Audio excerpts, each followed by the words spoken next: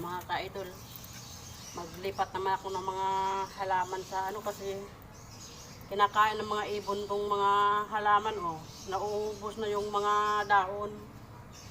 Kaya ililipat ko na lang sa ibang taniman. Ayan, oh. Nakakalbo na siya.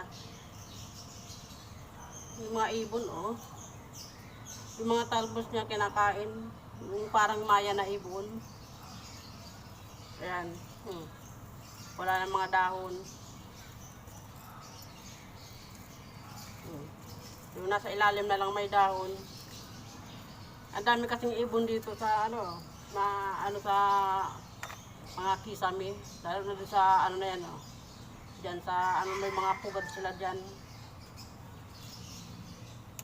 Kaya ito. Siguro matamis yung dahon nito kaya kinakain.